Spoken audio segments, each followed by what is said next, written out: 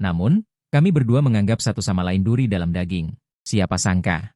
Setelah kecelakaan mobil dan kehilangan ingatan, Liu Ruyan malah mengira aku pacarnya. Maka, aku memanfaatkan kesempatan ini. Membalas dendam padanya, mempermainkannya, menyiksanya. Siapa sangka aku malah terjebak, dan tanpa sadar mencintainya. Hingga malam sebelum aku memutuskan melamarnya. Aku tak sengaja mendengar percakapannya dengan teman-temannya. Sudah 3 tahun, Hikyang masih tidak tahu apa-apa. Ruyan, kapan kau berencana mengakhiri ini? Benar. Dulu, kita sengaja mengerjainya. Makanya kita menyuruh Ruyan berpura-pura amnesia dan menipunya agar mau pacaran. Sekarang lihat dia, dari yang dulunya angkuh dan sombong. Berubah jadi orang bodoh yang hanya memikirkan Ruyan. Aku hampir mati tertawa. Dulu kita sepakat akan mengerjainya 100 kali sebelum berhenti. Terakhir kali kita mengerjainya sudah yang ke-96 kali. Semua cara sudah kita coba. Bagaimana cara mengerjai yang ke-97 kali ya? Aku punya ide. Bukankah sudah beberapa hari ini turun salju lebat? Ruyan, bagaimana kalau kau kirim pesan padanya? Bilang saja kau sakit perut? Suruh dia mengantarkan obat sekarang. Di luar tidak ada taksi, dia berjalan ke sini pasti akan terpeleset dan jatuh. Pasti menyedihkan sekali. Mendengar ini, semua orang di ruangan itu tertawa terbahak-bahak. Aku hanya merasakan sakit yang menusuk di dada. Ternyata, aku hanya teman bermain dalam permainan selama 3 tahun. Maka, aku menelepon orang tuaku. Bu, aku sudah memikirkannya matang-matang. Aku memutuskan untuk berimigrasi ke Kanada bersama kalian. Orang tuaku di seberang telepon sangat senang. Nada bicara mereka penuh sukacita. Akhirnya kau sadar juga. Ibu dan ayah akan segera mengurusnya. Kau urus dulu dokumennya. Setelah semuanya beres, akan ada pesawat pribadi yang menjemputmu untuk berkumpul dengan ibu dan ayah. Aku mendengarkan dengan tenang, lalu mengajukan satu permintaan. Di hari aku berangkat ke luar negeri, aku ingin kalian membuat kecelakaan pesawat. Aku ingin Hikyang benar-benar mati di negara ini. Liu Ruyan. Karena kau sangat suka bermain, maka bermainlah sendiri. Aku menyeret tubuhku yang dingin kembali ke rumah. Aku berbaring di tempat tidur untuk waktu yang lama agar tubuhku menghangat. Aku memejamkan mata. Baru saja aku mulai mengantuk, terdengar suara langkah kaki tergesa-gesa dari luar pintu. Belasan detik kemudian, lampu kamar menyala, Liu Ruyan menerobos masuk dengan salju di jubahnya. Saat melihatku, akhirnya dia menghela napas lega. Dia melepas pakaiannya yang basah dan langsung memelukku. Dengan nada tegang dan khawatir, "Akyang, apakah kamu tidak melihat pesanku? Kenapa tidak membalas pesanku? Aku sudah menunggumu lama, dan kamu tidak datang. Aku pikir sesuatu terjadi padamu, membuatku ketakutan." Aku menarik bibirku. Dengan wajah tanpa ekspresi, aku berbohong dengan suara agak lemah, "Hari ini aku merasa tidak enak badan. Aku merasa lelah dan langsung tidur, tidak melihat pesanmu." Melihat wajahku yang pucat, Liu Ruyan menjadi semakin khawatir. "Sekarang bagaimana? Apakah sudah membaik?" Aku menatapnya lekat-lekat, tidak menjawab, dan mengalihkan topik pembicaraan. "Bagaimana denganmu? Apakah perutmu masih sakit?" Tubuh Liu Ruyan membeku. Matanya berkedip-kedip, lalu dengan cepat kembali seperti semula. Dia berbaring di sampingku, mengangkat tangannya dan mematikan lampu, hanya menyisakan suara dingin yang bergema di ruangan. "Akyang, aku tidak penting, asalkan kamu baik-baik saja." Keesokan harinya, aku terbangun oleh suara getaran. Dengan linglung aku mengulurkan tangan, menyentuh ponsel Liu Ruyan. Suara air mengalir terdengar dari kamar mandi, melihat antarmuka pesan pemberitahuan yang terus diperbarui. Aku memasukkan kata sandi dan membukanya, sebuah obrolan grup muncul. Aku menggulir ke atas, "Ruyan, cinta pertamamu kembali ke negara ini hari ini. Apakah kamu tidak akan menjemputnya?" Lalu ada pesan balasan dari Liu Ruyan, "Cinta pertama apa? Jangan ganggu aku menemani suamiku." Grup itu kemudian menjadi ramai. "Ruyan, apakah Hikyang mengawasi kamu membalas pesan tadi? Kenapa kamu bisa mengatakan hal menjijikan seperti itu?" "Benar, benar. Beraktinglah di depannya. Ji Bode sudah kembali ke negara ini, kamu tidak boleh tidak pergi." Melihat nama ini, aku baru ingat, Ji Bode sepertinya adalah pacar Liu Ruyan saat SMA. Aku mendengar tentang hal ini dari temannya, mengatakan bahwa alasan dia bersamanya adalah karena dia terlalu mirip denganku. Dia penasaran, seperti apa orang yang tidak berperasaan sepertiku saat jatuh cinta. Jadi dia mengejar Ji Bode. Kemudian, Ji Bode lulus SMA dan pergi ke luar negeri. Keduanya putus dan tidak lagi berhubungan karena alasan mereka bersama terdengar aneh. Jadi hubungan ini, Liu Ruyan selalu menghindarinya, tetapi semua orang keliru mengira Ji Bode adalah cinta pertamanya yang tak terlupakan, jadi mereka terus menggodanya. Tidak bicara lagi, jangan-jangan setelah lama bersama Hikyang, kamu benar-benar jatuh cinta? Jangan bercanda, mereka berdua adalah musuh bebuyutan yang ditakdirkan. Apa kau lupa Ruyan sudah bersumpah? Dia bilang bahkan jika semua pria di dunia ini mati, dia tidak akan pernah menyukai Hikyang. Jangan ribut. Liu Ruyan hanya membalas beberapa kata, kirim alamatnya. Setelah membaca semua riwayat obrolan, aku terdiam lama, ternyata mandi pagi-pagi sekali itu untuk ini. Aku meletakkan ponsel kembali ke tempat semula, Liu Ruyan juga keluar, dan memelukku dengan lembut. Akiang, aku sudah membuat sarapan dan memanaskannya di panci. Ingat makanlah lebih awal, lalu istirahat yang baik. Aku ada urusan, pergi dulu. Aku tidak mengungkap kebohongannya. Mengangguk dalam diam. Setelah dia pergi, aku mengambil dokumen dan mengurus prosedur imigrasi. Juga mengirim pesan ke orang tua, mungkin butuh 30 hari kerja untuk mendapatkan hasil aplikasi. Saat keluar, hari sudah hampir gelap, aku baru saja menghentikan taksi. Telepon dari teman Liu Ruyan masuk, Ruyan mabuk, apakah kamu punya waktu untuk menjemputnya? Aku langsung setuju, karena aku tidak ingin orang tahu bahwa aku akan pergi, jadi aku tidak boleh menunjukkan tanda-tanda apapun. 20 menit kemudian, aku tiba di depan pintu kamar pribadi, di dalamnya berisik. Aku mengetuk beberapa kali tidak ada respons, langsung mendorong pintu hingga terbuka. Brak! Seember air yang diletakkan di atas pintu jatuh, membasahi seluruh tubuhku, tampak sangat menyedihkan. Namun, ruangan itu meledak dengan sorak-sorai dan teriakan yang bisa menjungkir balikan atap. Jiboda berjalan mendekat dengan santai, nadanya penuh kemenangan. Maaf ya, Hikiang, semua orang bilang mau main game untuk menyambutku. Kami sedang memasang jebakan, kamu masuk tanpa permisi, pertama-tama mencobanya untuk kami. Lumayan juga efeknya, baru saat itulah aku tahu, ternyata perjamuan ini adalah pesta penyambutan untuk Jiboda. Jiboda dengan santai mengambil beberapa lembar tisu dan menyerahkannya kepadaku, aku hendak mengambilnya. Namun tatapanku berhenti di pergelangan tangannya. Menyadari tatapanku, Jiboda mengangkat tangannya. Dengan murah hati menunjukkannya kepadaku, kau juga menganggap tasbih ini bagus, aku juga. Jadi aku memujinya begitu saja, dan Ruyan memberikannya kepadaku. Mendengar nada bicaranya yang sombong ini, ujung jariku menancap dalam ketelapak tangan. Untaian tasbih ini, kudapatkan setelah bersujud langkah demi langkah di Gunung Putuo. Aku tahu, demi harga diri, Liu Ruyan akan berakting di depan para sahabatnya. Menunjukkan betapa dia peduli pada Jiboda. Tapi tak kusangka, dia akan memberikan barang pemberianku begitu saja. Melihatku terdiam, Jiboda mencoba memprovokasiku beberapa kali, lalu terdengar suara dingin dari belakang. Apa yang kalian lakukan? Begitu masuk, Liu Ruyan melihatku basah kuyup. Dengan wajah dingin, dia bergegas mendekatiku, melepas jaketnya dan menyampirkannya padaku. Dengan wajah muram, dia melihat sekeliling dengan nada marah yang tak bisa disembunyikan. Siapa yang menyuruh kalian melakukan ini?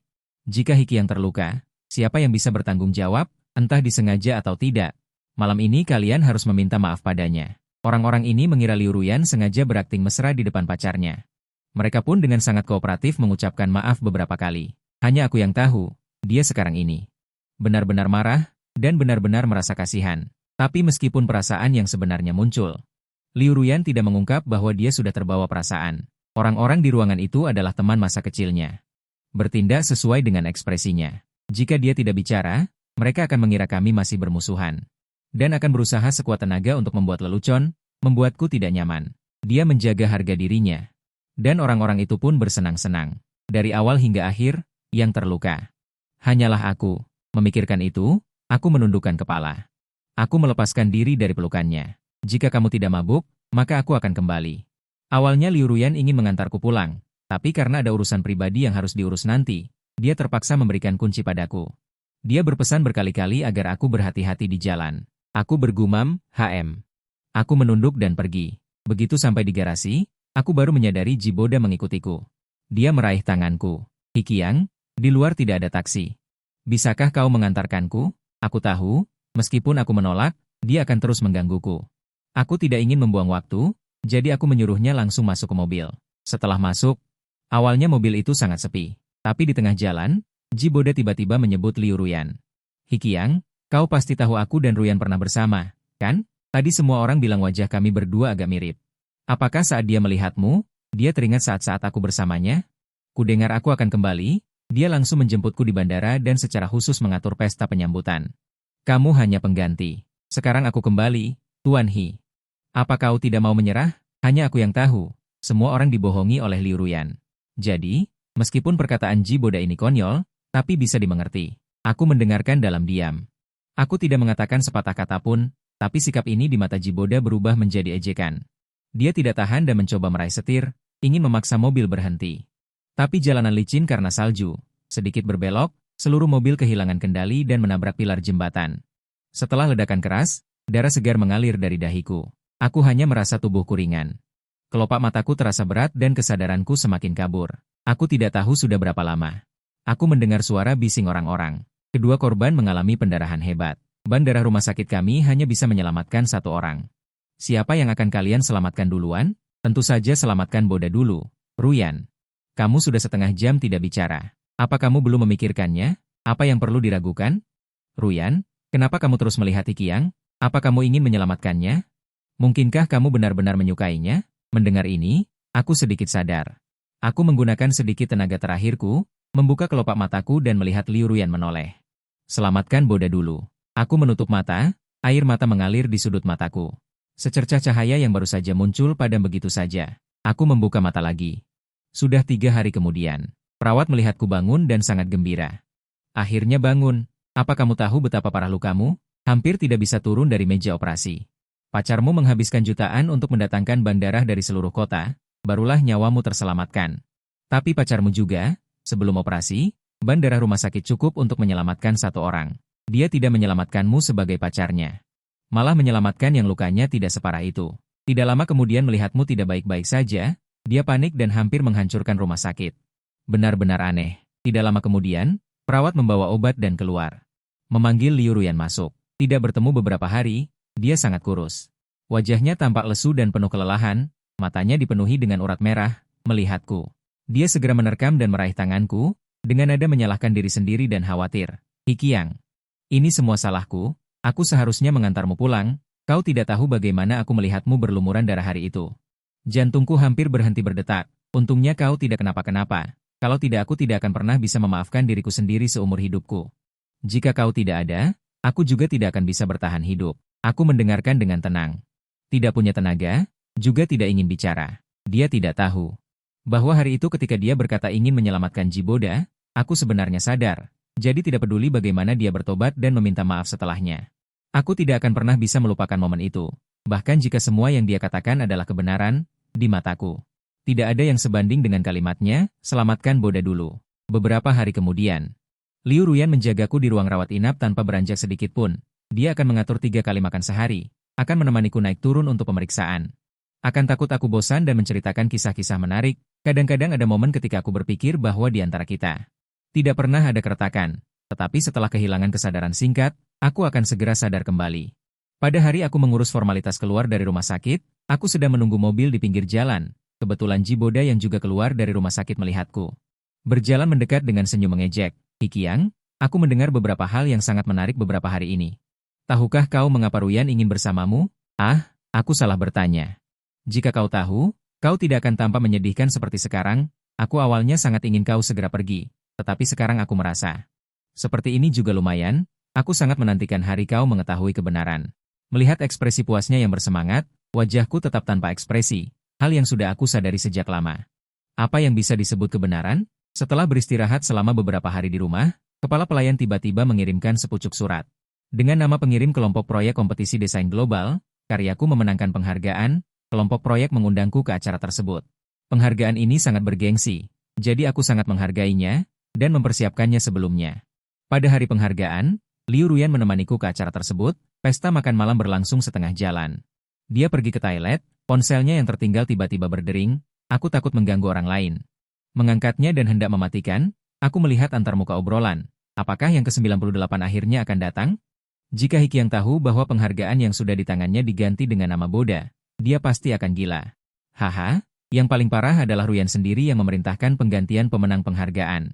Hikiang pasti tidak tahu. Pacar yang duduk di sampingnya adalah penyebab utamanya. Ya, melihat berita ini, hatiku tiba-tiba tenggelam. Tak lama kemudian, Liu Ruyan kembali ke tempat duduknya. Dan pembawa acara juga memegang mikrofon dan mengumumkan kepada seluruh hadirin. Pemenang hadiah emas kompetisi ini adalah Tuan Jiboda. Selamat. Warna darah di wajahku perlahan memudar. Aku merasa seperti ada sesuatu yang menghalangi dadaku, aku tidak bisa bernapas. Liu Ruyan di samping melihat wajahku pucat dan terus membujukku, Akiang.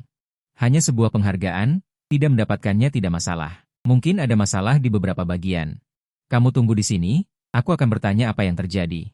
Melihat punggungnya yang tergesa-gesa pergi. Aku menutup mata, menutupi kekecewaan di mataku. Drama yang disutradarai dan diperankan sendiri. Bagaimana menjelaskannya? Aku menarik napas dalam-dalam, mengambil tas dan berdiri. Meninggalkan tempat acara, Jiboda berdiri di pintu. Begitu melihatku, dia mengangkat piala tinggi-tinggi. Draft desain yang aku kerjakan setengah jam mencuri hadiah emasmu. Hikiang, apakah kamu sangat kesal? Merasa ada orang dalam? Tetapi penghargaan telah diberikan. Tidak peduli seberapa banyak kamu curiga, itu tidak akan membantu. Lebih baik peluk draft desain dan pulang menangis. Setelah memprovokasi, dia pergi dengan puas. Aku mengepalkan tinjuku erat-erat. Baru kemudian aku menelan ketidakberdayaan dan keengganan itu. Aku menghentikan sebuah mobil dan langsung pulang. Hal pertama yang aku lakukan setelah kembali adalah membersihkan semua yang berhubungan dengan Liu Ruyan.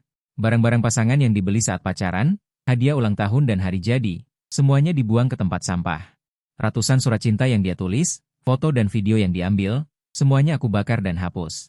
Liu Ruyan, yang kembali larut malam, membuka pintu dan melihat ruangan yang kosong, dan tertegun di tempat. Dia menatapku dengan ekspresi terkejut, nadanya penuh kepanikan. Akiang, mengapa ada begitu banyak barang yang hilang di rumah? Aku menundukkan kepala, suaraku seperti air yang tergenang. Tidak ada riak, aku menyimpannya. Di sini terlalu bising di malam hari. Aku tidak bisa tidur nyenyak. Aku berencana untuk pindah setelah musim semi. Liu Ruyan tahu bahwa aku tidur ringan. Khawatir aku tidak bisa beristirahat dengan baik, dia tidak curiga dan berinisiatif untuk mengurus urusan mencari rumah baru. Dalam seminggu berikutnya, Liu Ruyan menjelajahi seluruh kota Beijing dan memilih beberapa villa, menanyakan mana yang kusukai. Aku tidak peduli, hanya membolak-baliknya dan mengembalikannya padanya. Kamu saja yang tentukan. Tidak perlu bertanya pendapatku. Mendengar kata-kata ini, kilatan aneh melintas di mata Liu Ruyan. Rumah-rumah ini sangat tenang, tetapi masing-masing memiliki kelebihan dan kekurangan. Aku ingin kamu tinggal dengan nyaman di masa depan. Apa kamu yakin tidak ingin melihatnya dengan baik? Setelah mendengarnya, aku tersenyum. Menatapnya dengan saksama. Di masa depan? Hal-hal di masa depan. Bicarakan nanti saja. Mungkin kita tidak bersama lagi. Kamu tidak perlu terlalu mengalah padaku. Mungkin karena nada bicaraku terlalu acuh tak acuh dan tulus, jantung Liu Ruyan melonjak tiba-tiba. Dia secara naluriah memelukku. Dalam suara yang tergesa-gesa, ada kepanikan yang tak terlukiskan. Omong kosong apa yang kamu katakan? Kita akan selamanya bersama. Aku sangat mencintaimu. Selain kamu, aku tidak menyukai orang lain. Qiang, aku sudah mengatur orang untuk mempersiapkan pernikahan. Saat itu, aku pasti akan memberimu upacara pernikahan yang megah.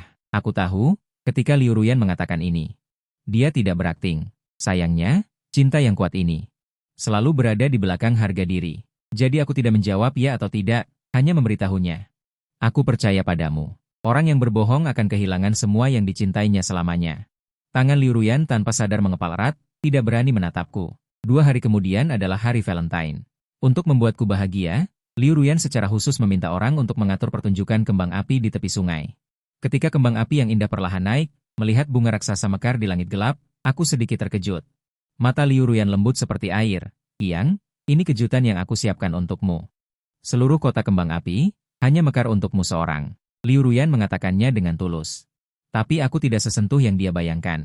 Aku hanya mengangkat kepala, diam-diam menyaksikan keindahan yang berlalu begitu cepat itu. Emosi kompleks yang tidak bisa dia baca melonjak di mataku. Pemandangan megah seperti pohon api dan bunga perak yang terus-menerus ini dengan cepat menarik orang-orang di sekitarnya. Tak lama kemudian, banyak orang membanjiri seluruh tepi sungai. Liu Ruyan hendak pergi ke tempat yang aman bersamaku. Telepon tiba-tiba berdering. Ruyan, semuanya sudah siap. Kapan kamu akan naik? Kami memberitahu Boda bahwa ini adalah kejutan yang kamu siapkan untuknya. Dia sangat tersentuh. Dia tanpa sadar ingin mengatakan itu bukan untuknya. Tetapi setelah mendengar kalimat berikutnya dari mereka, dia urungkan. Jika tidak memanfaatkan kesempatan ini, apakah kamu masih ingin terus terlibat dengan Hikiang? Kalian berdua adalah musuh bebuyutan. Jika kamu terjebak, kamu akan kalah telak. Dia terdiam lama, lalu menutup telepon. Juga melepaskan tanganku. Akiang, kamu tonton kembang apinya dulu. Ada beberapa hal yang harus aku urus, aku akan segera kembali. Aku tidak menahannya. Setelah melihat sosoknya menghilang di tengah kerumunan, aku juga berbalik dan pergi berlawanan arah dengan arus orang. Di tengah lautan manusia, setiap langkahku terasa berat. 10 menit kemudian, saat hampir keluar, kerumunan mulai berdesakan, saling mendorong. Tak lama kemudian seseorang jatuh ke tanah, aku juga tersandung, kaki yang tak terhitung jumlahnya menginjak lenganku.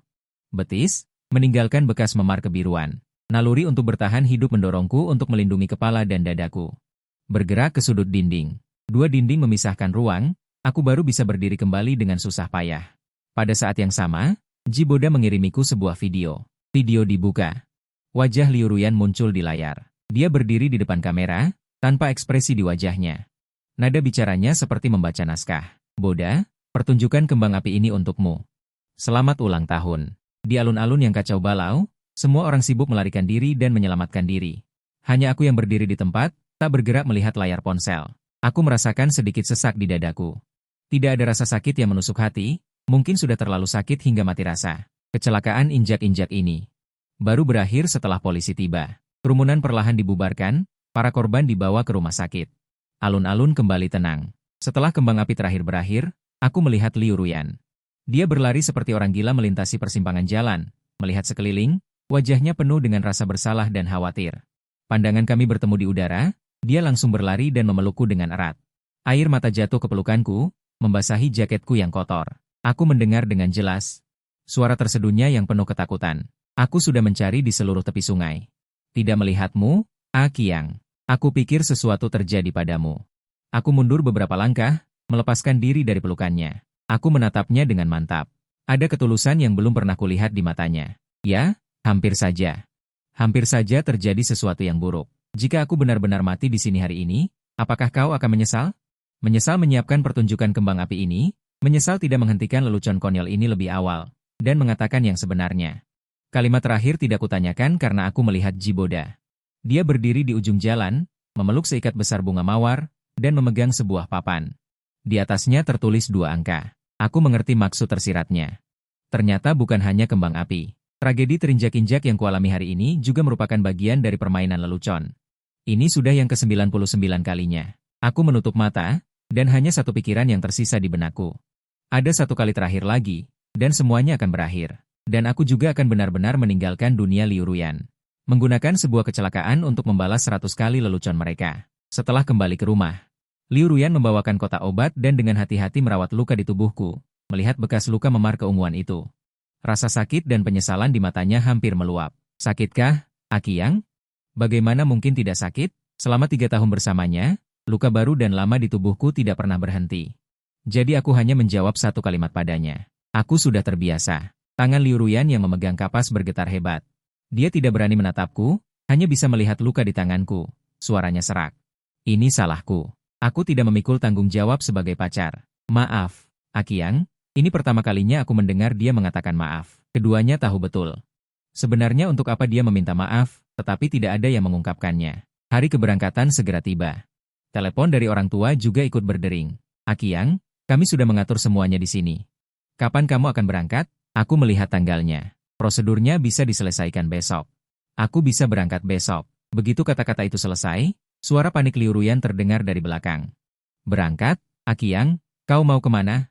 Ini rahasia. Aku akan memberitahumu dalam beberapa hari. Liu Ruyan semakin gelisah. Tetapi karena aku tidak mau mengatakannya, dia hanya bisa memelukku. Baiklah. Kalau begitu aku akan menunggu kejutan yang kau siapkan untukku. Dalam perjalanan pulang, suasana di dalam mobil sangat sunyi. Setelah mobil berhenti, hal pertama yang kulakukan setiba di rumah adalah meminta seseorang mengeluarkan koper. Mulai mengepak barang, Liu Ruyan yang mengikuti dari belakang melihatnya, lalu menutup koper itu. Dengan nada gugup, Qiang, apa yang kamu lakukan dengan koper itu? Aku meniru ekspresi dulu, memaksakan senyum santai. Bukankah lusa adalah peringatan 3 tahun hubungan kita? Aku memesan hadiah dan akan mengambilnya. Melihat ekspresiku ini, Liu Ruyan malah semakin panik, dia juga mulai mengepak baju. Kalau begitu aku temani kamu. Kamu belum sembuh, aku tidak tenang. Aku menggelengkan kepala. Mengeluarkan barang-barang yang dimasukkannya ke dalam koper. Tidak perlu, ini kejutan yang sengaja kusiapkan.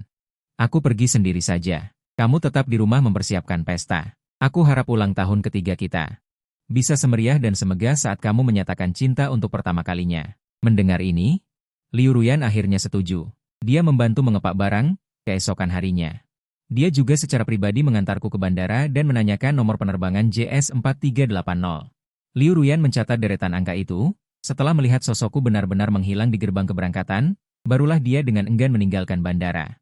Begitu keluar, dia menerima pesan dan alamat dari teman-temannya. Jam 6 sore. Ada hal penting yang perlu dibicarakan. Liu Ruyan tiba di klub sesuai jadwal. Masuk ke ruang pribadi. Sekelompok orang menyalakan kembang api, berteriak tanpa henti. 99 kali prank akhirnya berakhir. Siapa yang terpikir untuk membuat pengaturan insiden terinjak-injak? Melihat Qiang terinjak-injak seperti itu, sungguh lucu sekali. Selamat kepada Ruyan yang akan segera terbebas dari penderitaan. Tinggal di sisi Hikiang, itu benar-benar siksaan yang luar biasa. Kamu sudah bersusah payah selama 3 tahun ini. Sebentar lagi prank ke-100. Aku sangat menantikan hari Hikiang mengetahui kebenaran. Pasti akan langsung hancur dan menangis. Entah akan seberantakan apa. Ji Boda menutup mulutnya dan terus tertawa. Menatap Liu Ruyan dengan wajah penuh harap, dengan malu-malu berkata, Ruyan, kapan kamu berencana memberitahu Hikiang tentang rencana ini? Bagaimana kalau di hari peringatan 3 tahun? Hari itu kita mau prank apa? Sudah 100 kali, pasti harus lebih meriah. Bagaimana kalau mencari preman untuk menghina Hikiang? Dia sangat menjunjung tinggi harga diri, pasti tidak akan tahan. Mendengarkan ucapan hinaan mereka yang semakin berlebihan. Liu Ruyan menjungkir balikan meja kopi. Dia hanya merasa seluruh darahnya mendidih, tanpa menghiraukan apapun, dia akan mengatakan yang sebenarnya. Cukup, berani kalian menyentuhnya? Coba saja. Sejujurnya, aku beritahu kalian. Aku sudah lama. Berat, pintu ruang pribadi didorong terbuka dengan kasar. Kata-kata Liu Ruyan tercekat di tenggorokannya, dia mengikuti semua orang dan menoleh ke belakang.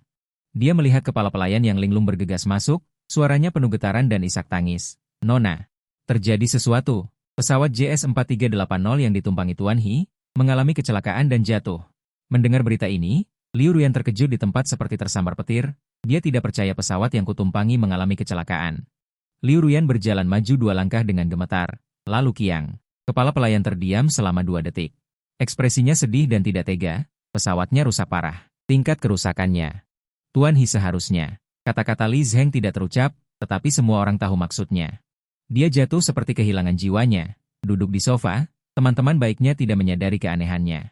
Masih tertawa cekikikan, sama sekali tidak peduli Hikiang sudah meninggal. Dia naik pesawat untuk mengambil hadiah ulang tahun ketiga untuk Ruyan. Ya, sungguh ironi. Ini jauh lebih menarik daripada menjahili untuk yang ke-100 kalinya. Sayang sekali, tidak bisa melihat ekspresinya yang hancur saat tahu kebenaran. Haha. Bahkan Ji Boda pun tertawa sinis, sama sekali tidak peduli dengan kematianku, malah menatap Liu Ruyan dengan penuh harap. Ruyan, sekarang Hikiang sudah meninggal, bisakah kita bersama? Benar, Ruyan, orang yang menghalangi sudah mati, kamu harus bersama Boda. Jangan pedulikan hari jadi ketiga, cari hari baik dan bersamalah dengan Boda. Teman-temannya bersorak. Sementara Liu Ruyan menatap wajah mereka, tiba-tiba mendorong mereka menjauh. Diam kalian semua. Siapa bilang Kia meninggal? Dia pasti baik-baik saja. Tidak. Mustahil. Aku sangat mencintainya, bagaimana mungkin dia meninggal? Melihatnya yang seperti orang gila, kepala pelayan dengan tidak tega menyerahkan ponselnya, di dalamnya sedang diputar berita kecelakaan itu. Liu Ruyan tertegun, di layar, pesawat yang jatuh telah ditemukan. Puing-puingnya sangat mengerikan, seluruh pesawat hanya ada aku seorang diri, hingga kini belum ditemukan.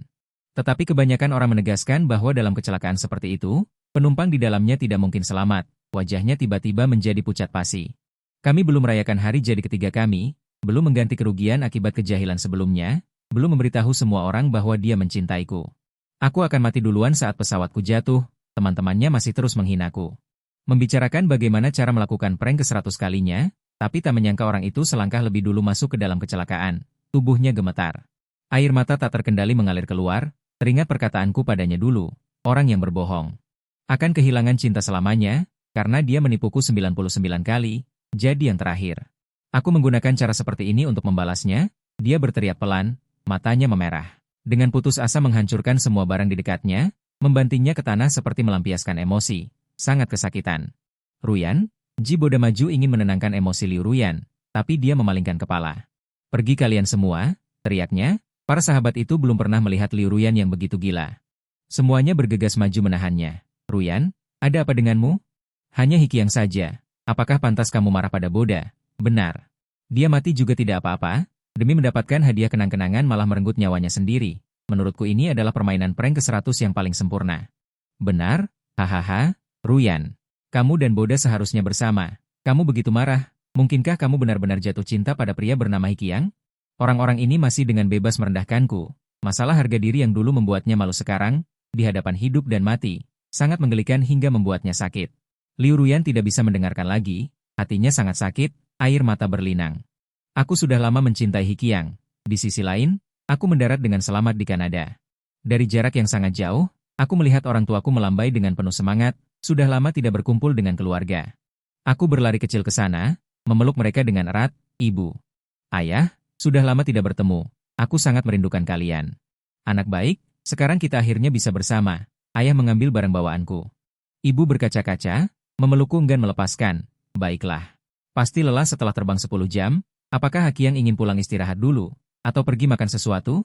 Ayah tersenyum mengingatkan, aku tidur 7 atau 8 jam di pesawat, dan sudah lama tidak bertemu orang tua. Tidak mengantuk sama sekali, dengan semangat menggandeng lengan satu orang, pergi makan dulu saja.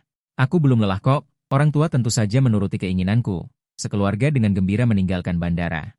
Saat melewati toko ponsel, aku tiba-tiba berhenti dan masuk untuk membeli ponsel baru. Ibu agak terkejut, di mana ponselmu yang lama? Membeli yang baru berarti kamu tidak bisa menghubungi teman-temanmu di Tiongkok. Aku tersenyum dan menggelengkan kepala. Aku lupa membawa ponselku yang lama, tapi tidak apa-apa. Aku tidak akan menghubungi siapapun di Tiongkok lagi. Ibu tertegun mendengar itu, tetapi dia juga berpikir itu benar. Aku akan menetap di Kanada setelah ini. Aku tidak akan kembali ke Tiongkok lagi. Dan kali ini aku akhirnya bisa kembali. Kami bertiga bisa berkumpul kembali sebagai keluarga. Tidak mungkin aku kembali sendirian. Meskipun mereka tidak pernah memperlakukanku dengan buruk. Mereka selalu mengirimkan uang tepat waktu dan sering melakukan video call untuk menanyakan kabarku. Tapi tetap saja, orang tua selalu khawatir jika anak mereka sendirian di Tiongkok. Ibu dan ayah saling bertatapan. Mereka saling tersenyum dan menyentuh kepalaku. Ya, Xiao Bao akan bersama kami mulai sekarang. Dia tidak akan pergi kemanapun. Hatiku menghangat. Aku merasakan emosi yang tak terlukiskan. Aku hanya bisa memeluk orang tuaku erat-erat dan mengangguk dengan sungguh-sungguh. Ayah juga berkata, ibumu juga menyiapkan hadiah untukmu. Kamu sudah lama tidak kembali. Kami telah merenovasi kamarmu dan memilih semua barang di dalamnya sendiri. Kami juga membeli mainan yang kamu sukai saat kecil. Meskipun kami tidak tahu apakah kamu masih menyukainya. Ayah tersenyum tulus, berhasil mengalihkan pembicaraan. Itu membuatku tertawa juga, mataku menyipit. Aku menyukai apapun yang kalian belikan untukku. Mendengar itu, mereka bertiga tersenyum lagi, hati mereka dipenuhi kehangatan. Ulang tahun ketiga yang telah disiapkan Liu Ruyan menjadi pemakaman abad ini. Dia menyuruh orang mencariku dengan panik. Tetapi mereka hanya menemukan berita bahwa tidak ada jenazah yang ditemukan. Akibatnya, tidak ada abu kremasi di pemakaman ini. Hanya ada fotoku. Semua orang yang seharusnya menghadiri peringatan ulang tahun sekarang mengenakan pakaian hitam putih. Menghibur Liu Ruyan yang mati rasa. Turut berduka cita, Nona Liu. Turut berduka cita, Nona Liu. Mereka tidak tahu apa yang sebenarnya terjadi. Wajah mereka dipenuhi penyesalan. Pasangan yang sangat baik. Tiba-tiba mereka terpisah oleh hidup dan mati. Liu Ruyan membelai batu nisan dengan bingung. Foto hitam putih itu menusuk matanya. Di foto itu, aku tersenyum cerah. Itu adalah penampilan terbaikku saat mencintainya. Tetapi sekarang, dia bahkan tidak dapat menemukan jenazahku, membiarkanku sendirian di bawah tanah. Air mata mengalir, dia perlahan berlutut dan membelai batu nisan, memeluk erat batu dingin itu. Qiang, maafkan aku. Dia berlutut sepanjang malam. Matanya merah, wajahnya pucat, sampai fajar menyingsing baru dia kembali. Namun sejak saat itu, Liu Ruyan mengurung diri di kamar, setiap hari ditemani alkohol. Pikirannya dipenuhi bayanganku, dari konfrontasi di awal, hingga kebersamaan yang tak terduga. Kemudian ketertarikannya, benar-benar tergila-gila pada pihak lain. Setiap kejadian dia ingat dengan sangat jelas. Lantai kamar dipenuhi botol alkohol kosong, hanya dengan cara ini, Liu Ruyan bisa membius dirinya sendiri. Aku belum mati, aku hanya pergi mengambil hadiah ulang tahun ketiga kita. Aku akan segera kembali. Setelah aku kembali, dia akan memberitahu semua orang, bahwa orang yang dia cintai adalah aku. Dia akan menikah denganku, akan mengakhiri permainan lelucon yang membosankan itu, dan mulai sekarang akan memperlakukanku dengan sepenuh hati. Namun dia telah berjanji berkali-kali, aku tidak pernah datang ke mimpinya, seolah-olah sangat kecewa padanya. Bahkan tidak mau menemuinya, sudut matanya kembali berlinang air mata, lantai dipenuhi botol alkohol kosong. Membuat orang tidak bisa melangkah. Ruyan, apakah kamu baik-baik saja? Sesosok tubuh mendekat, mengeluarkan suara lembut, Liu Ruyan linglung. Tidak bisa melihat dengan jelas siapa orang ini, dia tanpa sadar memanggil nama yang selalu dia rindukan, Qiang. Ji Boda membeku, kilatan kebencian terlihat di matanya, sejak dia kembali. Meskipun Liu Ruyan berulang kali mengatakan mencintainya, dia bisa melihat, Liu Ruyan masih tidak bisa melupakanku. Bahkan sekarang aku sudah mati, Liu Ruyan masih hanya memikirkanku, sama sekali tidak pernah berpikir untuk bersamanya. Dia mengepalkan tinjunya, menahan emosinya, dengan lembut berbicara. Ruyan, aku Boda, Ji Boda. Nama ini tiba-tiba membuat Liu Ruyan sadar, jika bukan karena dia tiba-tiba kembali, bagaimana mungkin keadaannya bisa menjadi seperti ini. Mata Liu Ruyan dipenuhi dengan jijik dan kebencian, meraih leher Ji Boda. Beraninya kamu datang ke sini. Mencari mati. Ji Boda yang kurus dilempar ke tanah olehnya, mengeluarkan suara keras. Dia hanya merasa seluruh tubuhnya akan hancur, rasa sakit menyerang, yang membuatnya lebih takut adalah tatapan Liu Ruyan saat ini. Hanya melihat kebencian dingin padanya, tidak ada lagi rasa sayang seperti dulu. Kenapa kamu kembali mencariku? Ulang tahun ketiga kita akan segera tiba. Aku akan bersama Hiki yang selamanya. Kami akan menikah. Apakah kau begitu tidak sabar untuk menghancurkannya? Raungan Liu Ruyan membuat Jiboda menciut dan mundur. Dia terus menggelengkan kepala dan menangis, aku tahu aku salah. Tapi aku tidak pernah menyangka dia akan celaka. Ruyan, kaulah yang bilang mencintaiku. Itulah kenapa aku tidak sabar ingin bersamamu. Maafkan aku, oke? Aku akan mendengarkanmu dalam segala hal di masa depan. Aura Liu Ruyan saat ini terlalu menakutkan. Jiboda hampir menangis terseduh-seduh, tapi dia lupa. Semua kebaikan Liu Ruyan padanya sebelumnya hanyalah sandiwara demi harga diri. Liu Ruyan yang sebenarnya telah lama berkecimpung di dunia bisnis. Dia sangat kejam dan tidak akan melunak karena air mata seorang pria, apalagi permohonan orang yang membunuh orang yang dicintainya. Liu Ruyan menatap Jiboda lama sekali. Dulu, dia tertarik padanya hanya karena wajahnya yang sedikit mirip dengan Hikiang. Sekarang, semakin dia melihatnya, semakin jelek dia. Bagaimana mungkin aku melakukan hal menjijikan seperti itu? Liu Ruyan mencibir dingin. Dia mencubit dagu Jiboda. Kau pikir kau siapa? Kau masih ingin bersamaku? Aku beritahu padamu, jika bukan karena wajahmu yang sedikit mirip dengan Hikiang, aku tidak akan melirikmu sama sekali. Jiboda, kau bahkan tidak sebanding dengan satu jari pun darinya. Jika kau ingin aku memaafkanmu, pergilah menebus dosa kepada Hikiang. Wajah Jiboda tiba-tiba menjadi pucat. Dia selalu mengira Hikiang adalah pengganti boneka. Ternyata orang yang sebenarnya dipermainkan adalah dirinya sendiri. Melihat ekspresi suram wanita di depannya, Jiboda tahu tidak peduli bagaimana dia memohon, itu tidak akan ada gunanya. Dia mencibir dingin, matanya penuh ejekan. Liu Ruyan, apakah kau benar-benar berpikir akulah yang membunuh Hikiang? Dia meninggal di pesawat untuk memberimu hadiah ulang tahun ketiga. Dan kau masih berdiskusi dengan teman-temanmu tentang cara mengerjainya. Kaulah yang bilang mencintaiku. Kaulah yang pertama kali menyelamatkanku di rumah sakit. Kaulah yang berulang kali mengorbankan Hikiang demi harga diri dan martabatmu. Kaulah yang terus membiarkan teman-temanmu mengerjainya dan menindasnya. Kaulah penyebab utama kematiannya. Kata-kata ini menusuk hati Liu Ruyan. Tatapannya menjadi suram, memandang Jiboda seperti memandang orang mati. Selama beberapa hari ini, Liu Ruyan memang meminta maaf kepadaku, tapi dia merasa itu bukan salahnya. Adalah teman-temannya yang bersikeras mengerjai Hikiang. Kebetulan Jiboda kembali, dan kami selalu berselisih sejak awal. Itulah kenapa semuanya menjadi seperti ini sekarang. Dan dia sudah mempertimbangkannya dengan matang, hanya tinggal beberapa hari lagi. Setelah ulang tahun ketiga kami, dia akan menjelaskan semuanya kepada semua orang. Saat itu, dia akan mencintai Hikiang sepenuh hati dan tidak akan membiarkan orang lain mengerjai Hikiang lagi. Dia akan memberiku pernikahan abad ini yang paling meriah. Membuktikan hatinya sendiri, dia akan melakukan segalanya dengan baik, agar aku tidak lagi menderita. Mulai sekarang hanya menjadi pangerannya, tapi dia lupa bahwa dirinya lah yang sejak awal membiarkan saudara-saudarinya menindasku, dirinya lah yang berulang kali merasa tidak apa-apa. Aku sangat mencintainya, tidak akan terjadi apa-apa, dirinya lah yang tidak bisa melepaskan harga diri dan martabat, menggunakan cara mempermainkan dan menipu untuk mendapatkan kepuasan dipuji. Ini semua pikiran kotornya dibongkar oleh Jiboda. Dia menyadari telah melakukan begitu banyak kesalahan, membuatku sakit begitu lama, tapi tidak apa-apa. Mulai sekarang, dia akan perlahan menebusnya, mulai dari Jiboda. Dulu apa yang diambilnya dariku, Liu Ruyan akan membantuku mengambilnya kembali. Tangan Liu Ruyan kembali terulur ke Jiboda. Harus mengangkat pria ini, pintu kembali didorong terbuka. Kali ini yang masuk adalah saudara-saudari yang ikut serta dalam mengerjai. Wajah mereka terlihat buruk, membantu Jiboda berdiri dari tanah. Ruyan, tidak ada satupun dari kami yang menyangka kamu akan benar-benar jatuh cinta pada Hikiang. Jika tidak, kami tidak akan bertindak begitu berlebihan. Sekarang orangnya sudah meninggal. Kamu menyulitkan Boda juga tidak ada gunanya. Ya, dan dulu setiap kali kami mengerjai. Bukankah kamu selalu setuju? Sekarang mulai mempermasalahkan, tidak ada seorang pun yang bisa menghindar. Kalau tidak, sudahlah, toh Hikiang sudah meninggal, anggap saja masalah ini sudah berlalu. Ekspresi mereka tidak senang, bukan karena Liu Ruyan bertindak kasar pada Jiboda, tapi karena dia tiba-tiba berbalik muka sekarang. Namun, Liu Ruyan tetaplah tokoh besar, bahkan jika hatinya tidak puas, mereka hanya bisa datang membujuknya. Adapun aku, 99 kali dikerjai, membuat mereka memiliki kesan tentangku sebagai orang bodoh yang cinta mati. Tidak ada seorang pun yang peduli dengan hidup matiku. Liu Ruyan tertawa dingin, melihat teman-temannya yang dulu menghasutnya demi kesenangan. Jika bukan karena mereka, bagaimana mungkin dia akan mengerjaiku, membuat orang yang dicintainya menderita begitu banyak. Memikirkan aku terluka berulang kali, sedih berulang kali, hingga akhirnya terbiasa dengan ekspresi kesakitan. Hati Liu Ruyan juga semakin sakit. Dalam semalam, perusahaan Liu Ruyan hampir tanpa pandang bulu. Menghadapi perusahaan teman-temannya di masa lalu, bahkan rela merugi demi merebut pelanggan mereka dengan harga mahal. Hanya untuk membuat rantai modal mereka terputus, metode ini tidak bisa ditahan Liu Ruyan dalam waktu lama, tapi keluarganya besar dan usahanya besar.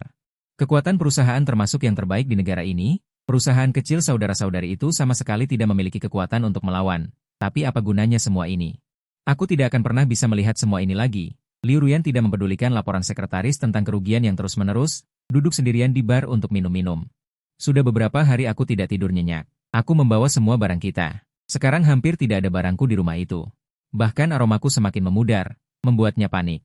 Jadi dia datang ke bar, menenggak botol demi botol anggur. Seandainya aku naik pesawat hari itu. Seandainya dia ikut. Seandainya Jiboda tidak kembali saat itu. Seandainya sejak awal, dia menolak usulan lelucon orang-orang itu. Liu Ruyan tidak bisa berhenti berpikir. Jika demikian, apakah hasil saat ini akan berubah? Apakah aku masih akan berada di sisinya? Namun, tidak ada seandainya. Aku sudah tidak ada lagi. Liu Ruyan tersenyum pahit dan mengambil sebotol anggur lagi. Dulu, aku paling benci aroma alkohol padanya, tapi sekarang dia hanya bisa berfantasi bahwa aku akan kembali dengan bantuan alkohol. Di luar pintu ruang pribadi, beberapa teman Liu Ruyan berkumpul bersama. Mereka sangat menderita beberapa hari ini. Mendengar bahwa Liu Ruyan datang ke bar, mereka segera datang dan menemukan sekelompok pria muda tampan. Pasti ada yang lebih baik dariku di antara mereka. Layani Nona di dalam dengan baik, kalian akan mendapat imbalan yang besar. Salah satu dari mereka berkata dengan suara rendah dan garang. Jika Liu Ruyan tidak berhenti, perusahaannya tidak akan bertahan beberapa bulan lagi dan akan bangkrut. Para pemuda itu mengangguk berulang kali. Beberapa orang dengan lembut membuka pintu ruang pribadi dan masuk satu demi satu. Orang-orang ini adalah yang paling bijaksana di bar. Begitu masuk, mereka duduk di samping Liu Ruyan. Nona, suara genit dan ambigu terdengar. Jari-jari pemuda itu dengan lembut menyentuh paha Liu Ruyan. Menggambar lingkaran dan berputar, perlahan bergerak ke atas. Wajah Liu Ruyan langsung menjadi gelap.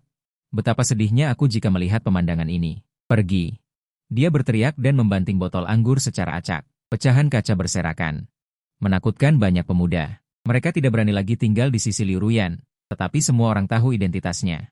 Jika mereka melewatkannya, mereka mungkin tidak akan pernah bertemu lagi untuk kedua kalinya dalam hidup mereka. Seseorang memberanikan diri dan berteriak lagi. Berusaha mendekat, tetapi Liu Ruyan melotot dan menamparnya dengan keras tanpa basa-basi. Membuat wajah tampan itu langsung merah dan bengkak, dan sudut mulutnya berdarah. Suruh kamu pergi. Tidak dengar? Saat ini, ruangan itu sunyi sesaat. Bahkan pemuda yang dipukul tidak berani bersuara. Mereka hampir melarikan diri, dan Liu Ruyan sama sekali tidak merasa lega. Dia membuka sebotol anggur lagi dan mendongak, menuangkannya ke mulutnya. Beberapa orang di luar ruangan saling berpandangan. Melihat pemuda terakhir di samping mereka, Jiboda masuk. Dia sengaja mengenakan pakaian yang sangat mirip denganku. Setelah hampir terbunuh terakhir kali, Jiboda awalnya tidak ingin berhubungan lagi dengan Liu Ruyan. Namun, perusahaan keluarganya termasuk di antara perusahaan yang dibalas. Liu Ruyan paling kejam dalam berurusan dengan mereka. Sekarang keluarganya bahkan tidak bisa bertahan sebulan lagi.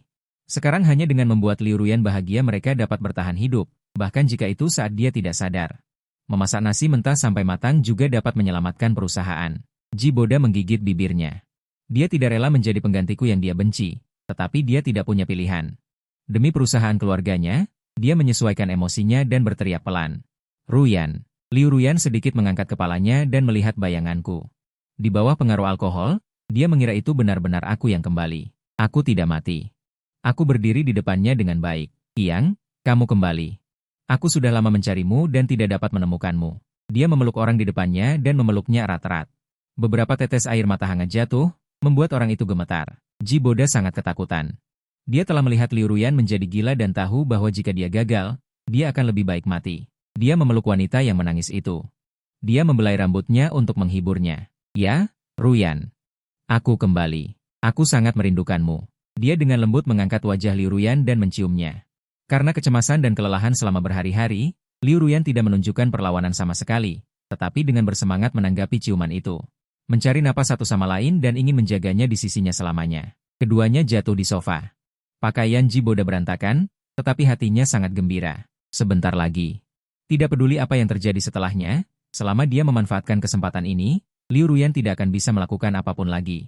Tepat ketika mereka akan melanjutkan ke langkah berikutnya, Liu Ruyan tiba-tiba menghentikan tangannya. Matanya menjadi jernih. Menyadari ada sesuatu yang tidak beres, Qiangnya tidak akan pernah begitu nakal dan berani. Aku lembut dan pemalu. Dia harus menyayanginya, bukan orang yang begitu cabul. Ini bukan Qiangnya. Dalam sekejap, keinginan di mata Liu Ruyan berubah menjadi kemarahan. Dia melihat dengan jelas orang di depannya. Itu Jiboda lagi. Dia mencengkeram leher orang di atasnya dengan erat dan mengepalkan tangannya.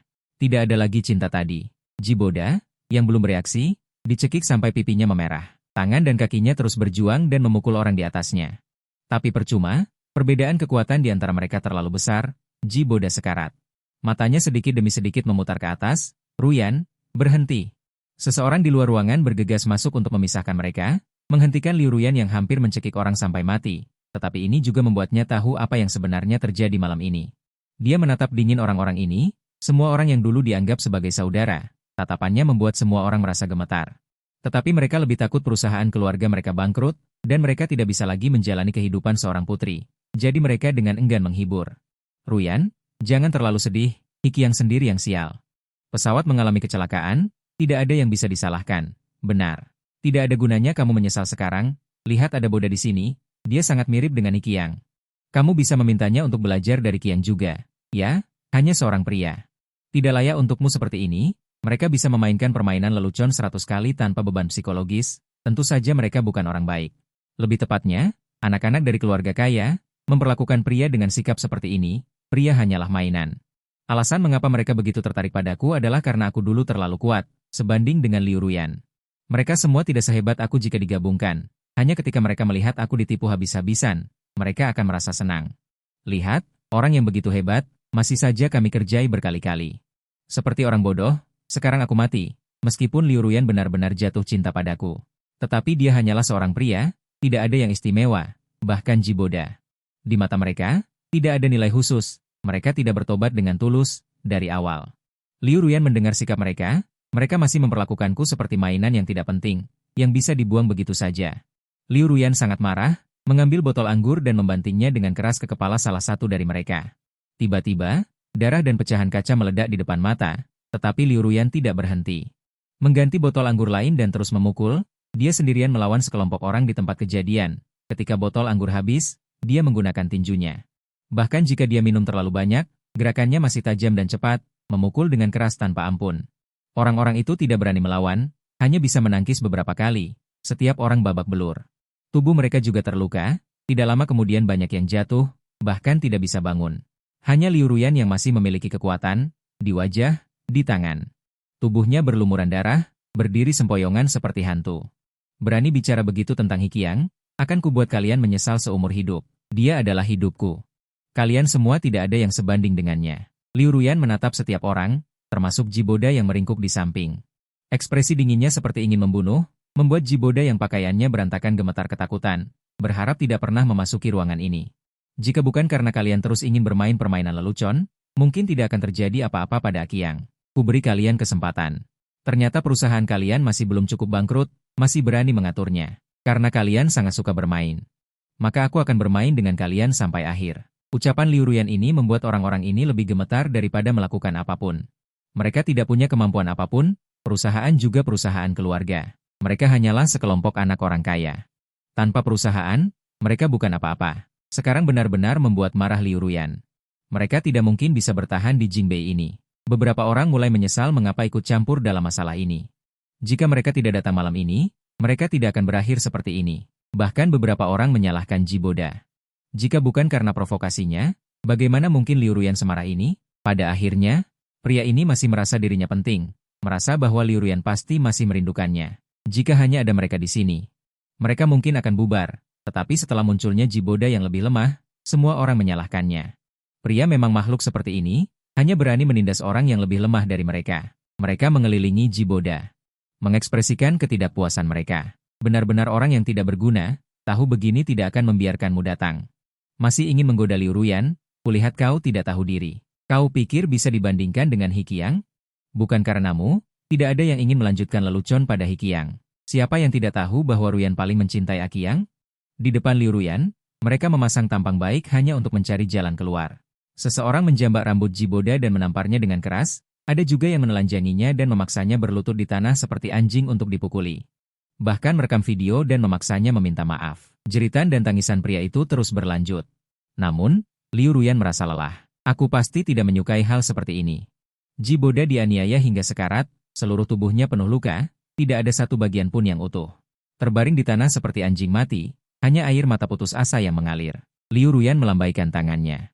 Memberi isyarat sudah cukup, terlalu kotor. Qiang tidak ingin melihatnya. Dia berkata dengan lembut, semua orang bersukacita, tahu ini adalah kesempatan. Mengangguk dengan tergesa-gesa, menyeret Ji Boda keluar, hanya Liu Ruyan yang tersisa di dalam kotak. Dia kembali ke rumah tanpa kehadiranku dengan bau alkohol di tubuhnya. Dulu aku mengambil semua barang yang berhubungan denganku. Sekarang rumah itu kosong, seolah-olah aku tidak pernah ada. Liu Ruyan bahkan tidak dapat menemukan barang apapun untuk merindukanku. Air mata kembali membasahi matanya, mengambil buku hariannya dari laci meja kerja, ingin mencatat emosi merindukanku. Namun, dia dengan tajam menyadari bahwa barang-barangnya telah disentuh. Tidak seorang pun diizinkan masuk ke ruangan ini. Tiba-tiba, sebuah pikiran terbentuk di benak Liu Ruyan. Dia memanggil kepala pelayan, dengan gemetar mencengkeram kerah baju pria itu. Siapa yang masuk sebelumnya? Tuan He, hanya Tuan He yang masuk.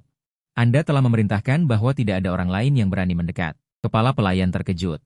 Kemudian dia melihat Liu Ruyan melepaskan tangannya dengan putus asa, seolah kehilangan semua kekuatannya, bersandar di panel pintu. Jadi, aku sudah tahu sejak lama, dia perlahan merosot ke bawah, akhirnya duduk di tanah.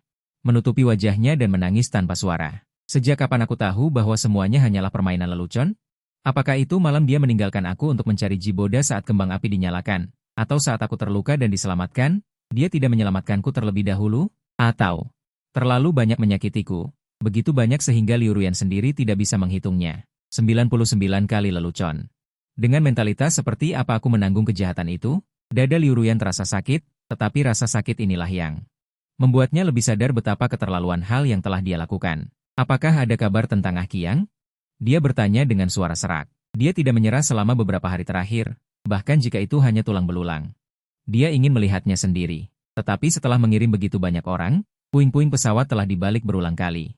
Tidak ada bayanganku. Maaf, Nona. Kepala pelayan berkata dengan sopan. Dia telah mengucapkan kalimat ini berkali-kali, dan hasilnya selalu sama. Membuat hati Liu Ruyan sakit lagi. Qiang, di mana kau sebenarnya? Aku tahu aku salah, maukah kau kembali? Orang-orang yang dulu menindasmu semua tahu bahwa mereka akan mendapatkan balasan. Jangan tinggalkan aku, Qiang, aku tidak bisa tanpamu. Qiang. Dia bergumam pada dirinya sendiri, kelelahan dan kelelahan mental yang berkepanjangan membuatnya tidak bertahan lama. Dia bersandar di panel pintu dan pingsan, tanpa sedikit pun warna merah di bibirnya. Sejak menyingkirkan Liu Ruyan, saya kemudian menetap di Kanada bersama orang tua saya. Saya sangat menyukai kehidupan saya sekarang. Ritme kehidupan di Kanada lambat. Memberi saya cukup waktu untuk mencerna rasa sakit di masa lalu. Meskipun orang tua saya ingin saya mengambil alih bisnis keluarga, saya tidak punya ide untuk berbisnis. Saya masih ingin memasuki lingkaran desain profesional melalui upaya saya sendiri dan menciptakan dunia. Untuk tujuan ini, setelah beristirahat untuk jangka waktu tertentu, saya mulai terus belajar dan berkompetisi. Selama reputasi saya meningkat, seseorang akan selalu mengulurkan ranting zaitun kepada saya. Tetapi mengingat gerakannya terlalu besar. Mungkin ditemukan oleh Liu Ruyan. Saya memikirkan nama lain untuk diri saya sendiri, Lin Ruoshui. Saya menggunakan nama ini untuk berpartisipasi dalam banyak kompetisi desain besar dan kecil. Sekarang saya dianggap sedikit terkenal. Tetapi semakin saya tumbuh, saya merasa ide saya sebelumnya terlalu naif. Mengapa saya harus menunggu orang lain menemukan diri saya? Tidak bisakah saya menjadi pencari bakat saya sendiri? Segera setelah ide ini muncul, saya segera berkomunikasi dengan orang tua saya. Orang tua saya sangat mendukung saya dan bahkan menyumbangkan sejumlah uang sebagai dana awal saya. Saya sangat tersentuh. Bahkan jika saya sangat keras kepala di tahun-tahun awal saya dan meninggalkan rumah begitu lama. Orang tua saya masih mencintai saya sama. Untuk membalas harapan keluarga saya segera memasukkan masalah mendirikan studio ke dalam agenda. Pemilihan lokasi, dekorasi, pendaftaran. Proses merekrut orang dari nol hingga satu tidaklah mudah, tetapi saya melakukan setiap hal dengan sangat serius. Saya menggunakan nama saya sendiri sebagai nama studio dan mendirikan studio Ruoshui untuk mengambil pesanan komersial besar dan kecil. Secara bertahap, dua kata Ruoshui mulai menyebar di Kanada. Siapapun yang bersentuhan dengan lingkaran desain akan lebih atau kurang memahami kemampuan kerja studio Ruoshui. Pesanan yang saya terima semakin besar dan semakin besar. Untuk merayakan selesainya pesanan 10 juta lainnya, bersulang. Di studio Ruoshui, wajah saya penuh senyum, mengangkat gelas anggur. Bersulang, kemampuan Ruoshui sangat kuat. Ya. Ada juga Suster Xia. Kita harus belajar lebih banyak dari Anda. Kalian berdua benar-benar tak terkalahkan. Semua orang mengangkat gelas mereka dan bersulang bersama. Di antara mereka, Xia yang disebutkan tersenyum lembut. Menoleh untuk menatap saya di sebelahnya. Di mana itu? Ruo Shui masih luar biasa. Tanpa dia, kita tidak akan menjadi seperti sekarang. Saya malu dipuji. Saat aku hendak mengatakan sesuatu, aku bertemu dengan mata Xia. Tatapan mendalam pihak lain lebih berguna daripada kata-kata apapun. Aku terkejut, wajahku sedikit memerah, dan aku buru-buru memalingkan wajahku. Berpura-pura tenang dan menyapa yang lain. Dulu, saat aku pertama kali mendirikan studio, itu sangat sulit. Terlalu sedikit staf, klien sulit dihadapi, aku sering begadang sepanjang malam, hanya untuk memastikan reputasi studio. Kemudian, aku secara tidak sengaja melihat karya desain Xia di internet, dan langsung terpesona. Lalu segera menghubungi pihak lain, ingin merekrutnya ke studionya. Waktu itu, pendapatan studio hanya cukup untuk menghidupi diriku sendiri, tetapi aku yakin Xia adalah emas yang tertutup debu, dan dengan sungguh-sungguh mengundangnya untuk menjadi mitraku. Kebetulan, Xia juga pernah mendengar tentang reputasiku, dan menerima undangan itu. Siapa sangka ini seperti pengaturan dari surga, dua orang yang tidak berhasil bertabrakan, dan secara tak terduga menciptakan kejayaan yang mustahil. Selangkah demi selangkah mengembangkan studio Ruo Shui menjadi studio besar yang sekarang kebanjiran pesanan, yang dikenal semua orang di industri. Aku tidak bisa menahan tawa kecil, mataku hanya bersinar, dan aku menghabiskan anggurku.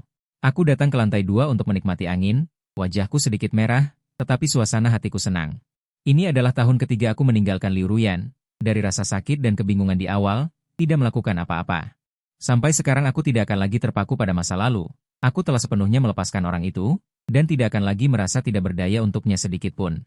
Angin malam sejuk, meniup rambut pendeku, membuat adegan ini tampak seperti lukisan yang indah. Seseorang perlahan naik, tiba di sampingku, dan bersandar di pagar. "Kenapa kamu naik sendirian? Semua orang masih mencarimu," kata Xia. Datang untuk menikmati angin, selalu merasa bahwa semuanya tidak terlalu nyata. Ternyata kita benar-benar berhasil. Mataku menyipit, mengandung senyum kecil, ya. Kita berhasil. Xia menatapku, dan tidak bisa menahan tawa.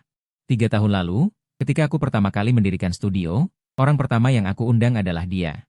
Saat itu, meskipun dia pernah mendengar namaku, tetapi dia tidak terlalu percaya bahwa tempat yang belum dewasa seperti itu.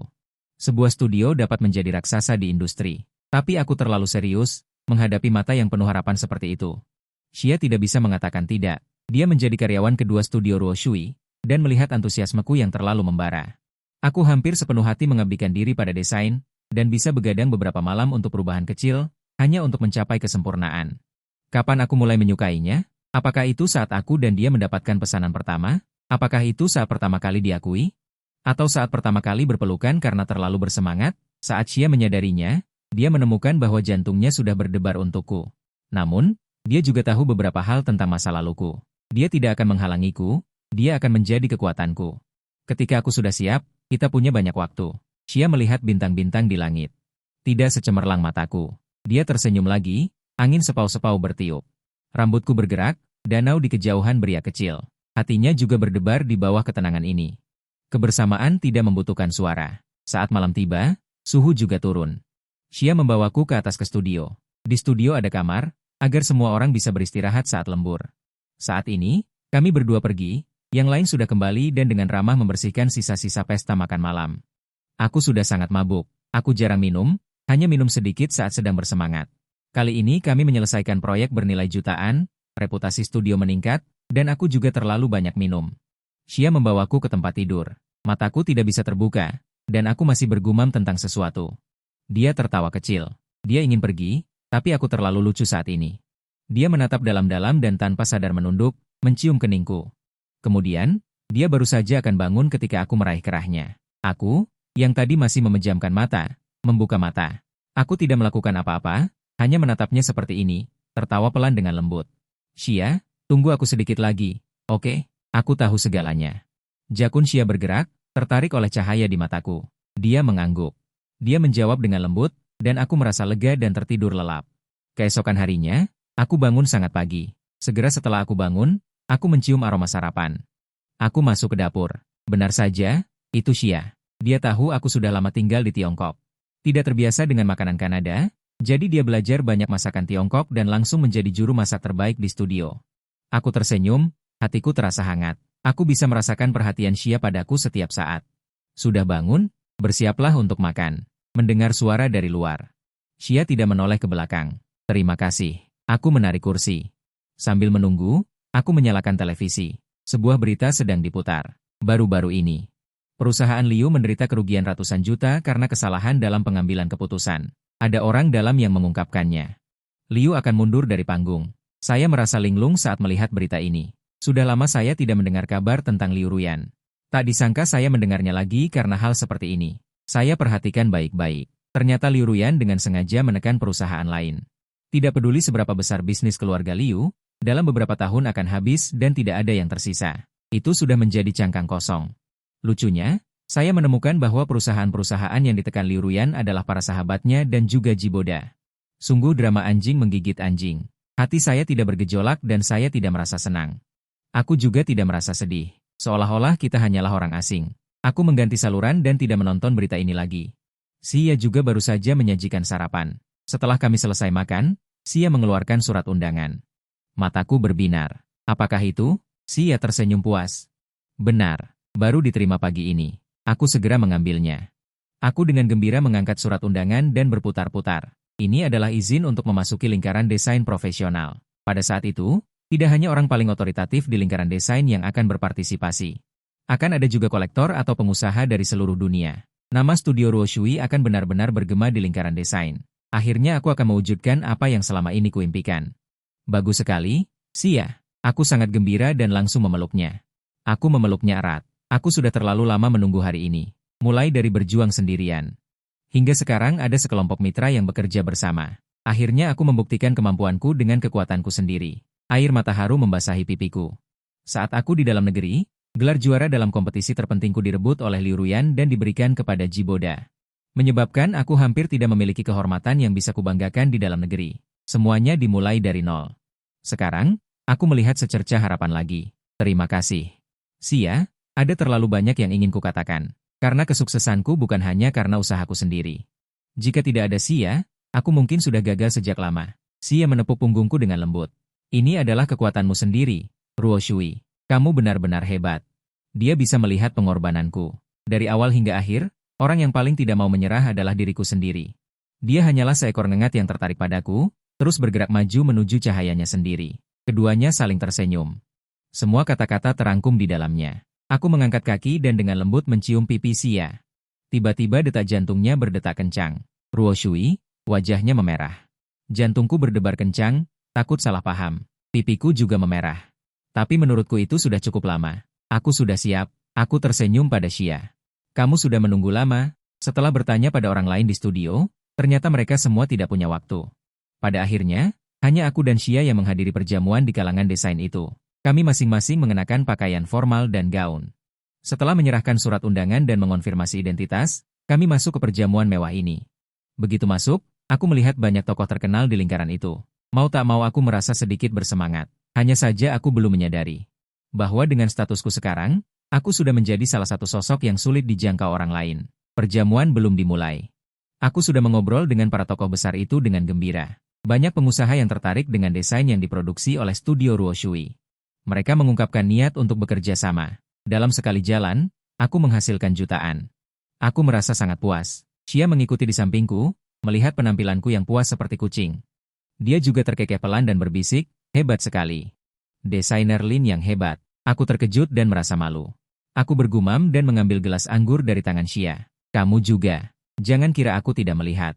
Banyak orang yang memperhatikanmu. Sekarang reputasimu tidak kalah denganku. Kami berdua bercanda. Kami berpelukan, tidak menyadari bahwa adegan ini sangat menyakitkan hati seorang wanita di sudut yang gelap. Liu Ruyan menatapku di bawah cahaya dengan tatapan kosong. 3 tahun telah berlalu, dia merasa putus asa.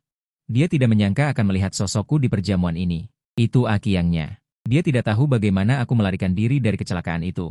Dia juga tidak tahu mengapa aku muncul di Kanada. Dia hanya tahu bahwa sekarang aku tidak mati. Aku masih hidup, berdiri dengan baik di depannya. Kebahagiaan besar melonjak dari dadanya. Dia ingin memberitahu orang yang dicintainya bahwa yang dia cintai selalu aku, bukan Jiboda. Dan orang-orang yang dulu mengerjaiku sudah dihukum. Dia ingin merayakan ulang tahun ketiga kami lagi. Dia ingin menikah denganku. Kali ini dia ingin semua orang tahu. Liu Ruyan hanya mencintai Hikiang. Dia tidak sabar untuk membawaku pergi, tetapi Jiboda di sampingnya menariknya. Ruyan, Jiboda menatapnya dengan memohon, berharap dia tetap tinggal. Namun, Liu Ruyan bahkan tidak menoleh dan menepis tangannya. Jiboda mengepalkan tinjunya dengan penuh kebencian. Jika diperhatikan dengan seksama, dia lebih mirip denganku dari sebelumnya. Bukan hanya wajah, juga aura dan gaya. Saat itu, Liu Ruyan menekan semua orang yang terlibat dalam lelucon itu. Bersamaan dengan itu, dia mati-matian mencari sosokku, tetapi tidak ada. Tidak ada yang bisa dia temukan. Untuk menghilangkan kerinduan, dia memaksa Jiboda menjalani operasi plastik, mengubah wajah yang hanya 5/10 mirip menjadi 8/10 mirip. Ditambah dengan meniru gaya berpakaian, hampir seperti aku berdiri di depannya lagi. Liu Ruyan sangat gembira. Saat sadar, dia akan mengamuk dan menyiksa Jiboda. Saat tidak sadar, dia akan memeluknya berulang kali dan meminta maaf, mengatakan dia salah. Jiboda takut pada Liu Ruyan seperti itu. Namun, dia tidak punya pilihan. Garis hidup keluarganya ada di tangan Liu Ruyan. Dia hanya bisa bergantung padanya. 3 tahun berlalu.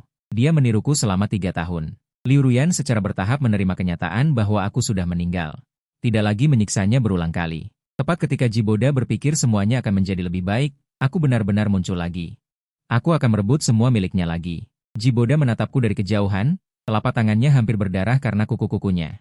Dengan wajah pucat, dia mengikuti Liu Ruyan ke hadapan kami berdua. Qiang. Apakah itu kamu? Akhirnya aku menemukanmu, Qiang. Liu Ruyan menatapku dengan cermat, takut aku akan menghilang dari hadapannya lagi, bahkan tidak berani berkedip. Mendengar suara yang familiar namun asing, ekspresiku menjadi tenang dan dingin, menghadapi kegembiraan Liu Ruyan karena telah menemukanku kembali. Aku hampir tidak bereaksi, hanya meliriknya dengan acuh tak acuh. Anda salah orang. Nama saya Lin Ruoshui. Tidak mungkin, kamu adalah Qiangku. Bagaimana mungkin aku salah mengenali kamu? Aku ingat kamu, Qiang. Dulu aku salah, sekarang aku akhirnya menemukanmu. Jangan pergi lagi, oke? Liu Ruyan menangis terseduh-seduh, ingin meraih tanganku. Xia menghentikannya. Berdiri di depanku, Anda adalah CEO grup Liu, bukan? Saya sudah lama mendengar tentang Anda. Ini pacar saya, Lin Ruoshui. Dia memisahkan jarak tanpa meninggalkan jejak. Liu Ruyan menatap Xia dengan tidak percaya, lalu menatapku. Dia tidak mungkin salah mengenali. Mengapa aku tidak mau mengakuinya? Apakah aku masih marah padanya? Liu Ruyan berkata dengan suara gemetar. Matanya merah. Qiang, apakah kamu masih marah padaku? Dulu aku salah. Aku sudah membuat orang-orang itu membayar harga. Bahkan Jiboda juga. Juga mohon maafkan aku. Oke, aku tidak bisa tanpamu. Qiang, Liu Ruyan maju selangkah lagi. Bahkan jika grup Liu menghadapi kesulitan, dia tidak akan menunjukkan ekspresi seperti ini. Sekarang setelah bertemu orang yang selama ini dirindukannya, dia hampir ingin mengeluarkan jantungnya dan menunjukkannya padaku. Tapi penampilan seperti ini hanya membuatku merasa jijik. Kebencian dan keterasingan di mataku tanpa ampun menyakiti hatinya. Nona Liu, tolong jaga diri Anda. Jika Ruoshui bersedia memaafkanmu, dia tidak akan menyembunyikan nama aslinya. Meskipun aku tidak tahu apa yang terjadi di antara kalian berdua di masa lalu, tapi Ruoshui adalah pria yang sangat baik.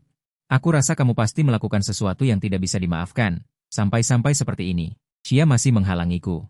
Sorot matanya juga sangat dingin, mengejek tanpa basa-basi.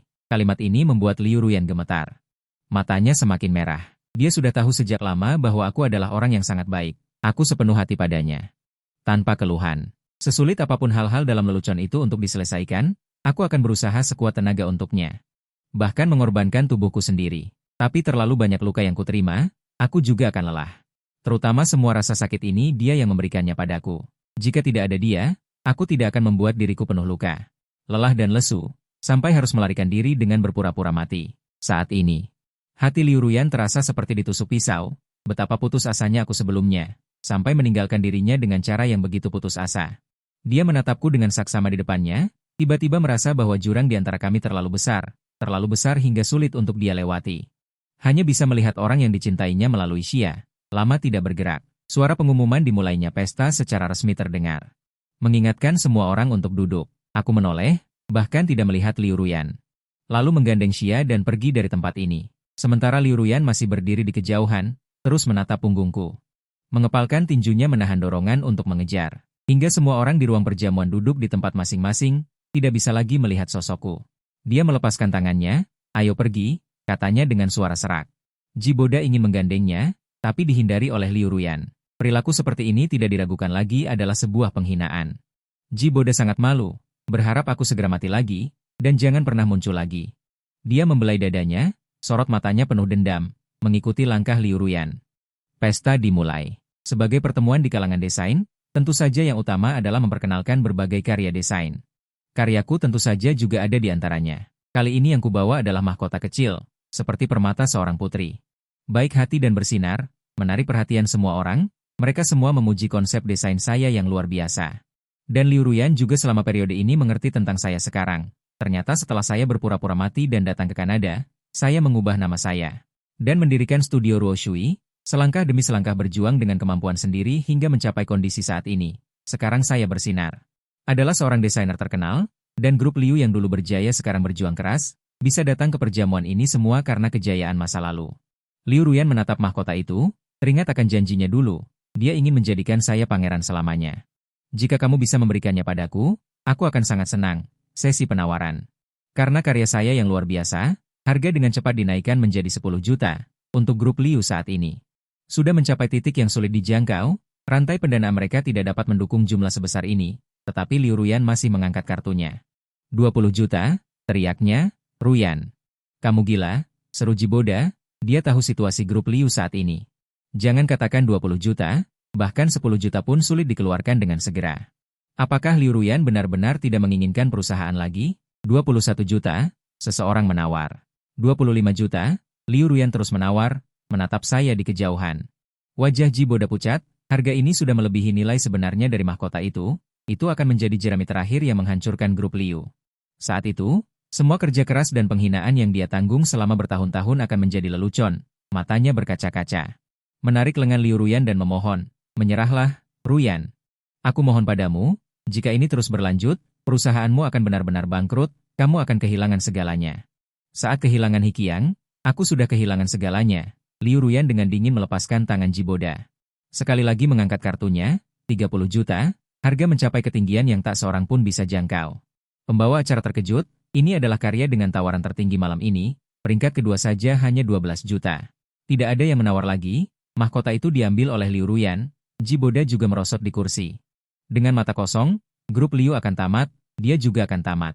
Di sisi lain, meskipun karya itu terjual dengan harga yang sangat tinggi, raut wajah Xia tidak begitu bagus. Dia mendekat ke telinga saya dan berbisik, tidak ingin menjualnya padanya. Bisakah saya ikut menawar?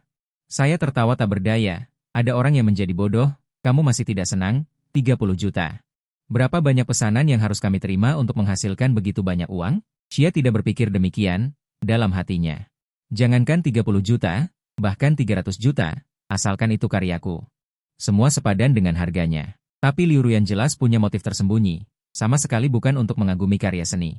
Dia gelisah, berniat untuk bersaing, tapi tanganku menekan tangannya dan menggenggamnya. Sambil tersenyum padanya, Xia, tidak peduli apa yang dia lakukan. Aku tidak akan berbalik. Orang yang bersamaku sekarang adalah kamu. Hanya dalam beberapa kata. Itu menenangkan hati Xia. Ya, orang yang bersamaku sekarang adalah dia. Bahkan jika masa lalu Liu Ruyan dan aku sangat spektakuler, itu semua sudah berlalu.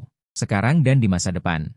Hanya ada aku dan Xia. Perjamuan akan segera berakhir. Aku dan Xia datang ke belakang panggung bersama. Di bawah bimbingan staf, kami tiba di kamar pribadi untuk bertemu dengan juru lelang. Sebagai karya dengan harga lelang tertinggi malam ini. Spesifikasi penerimaan kami sangat megah, menunjukkan ketulusan penyelenggara. Tapi aku tidak terlalu peduli dengan semua ini. Aku membuka pintu dan melihat Liu Ruyan dan Jiboda sepertinya sudah menunggu lama.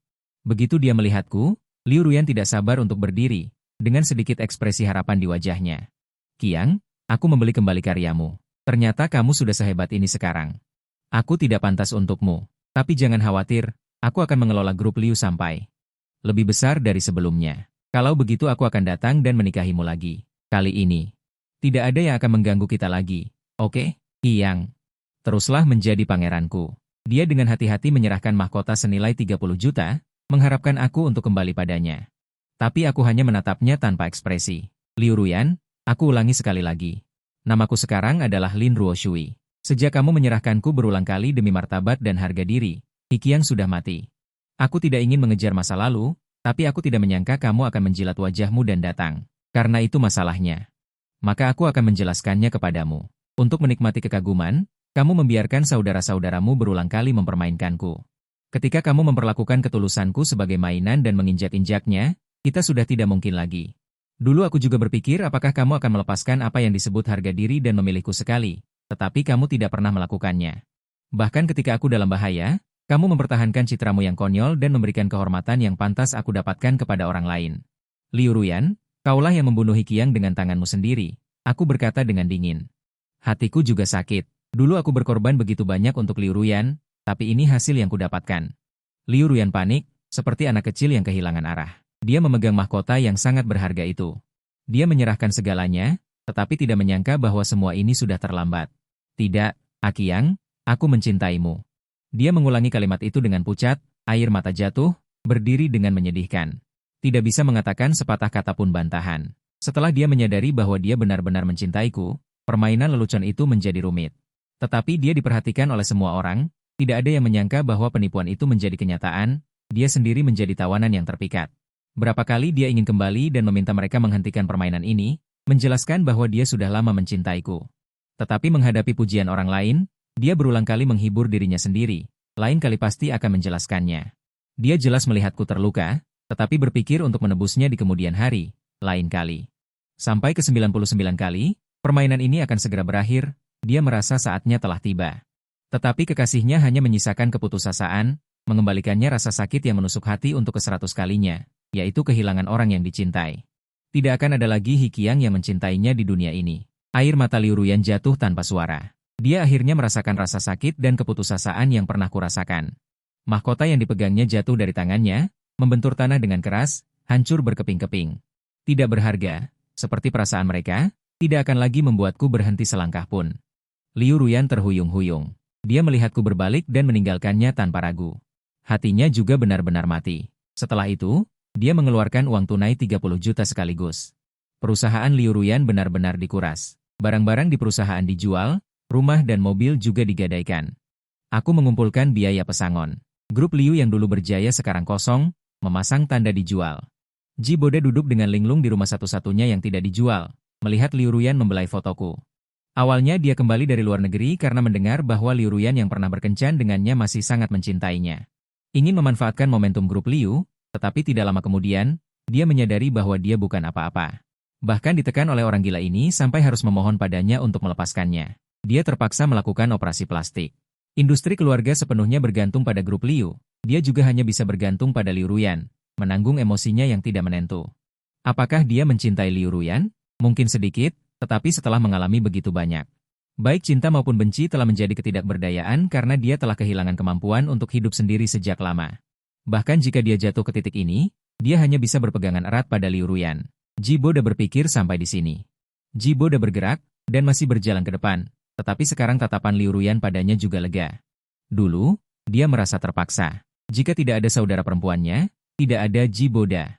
Dia pasti tidak akan membuat masalah denganku sampai tingkat ini, tetapi setelah bertemu denganku sekali, dia mengerti. Dirinya sendiri adalah orang yang paling banyak melakukan kesalahan, dialah yang meminta maaf padaku. Tidak. Sekarang harus memanggilku Lin Ruoshui. Tatapan Liu Ruyan kembali ke foto di tangannya, berkata dengan ringan.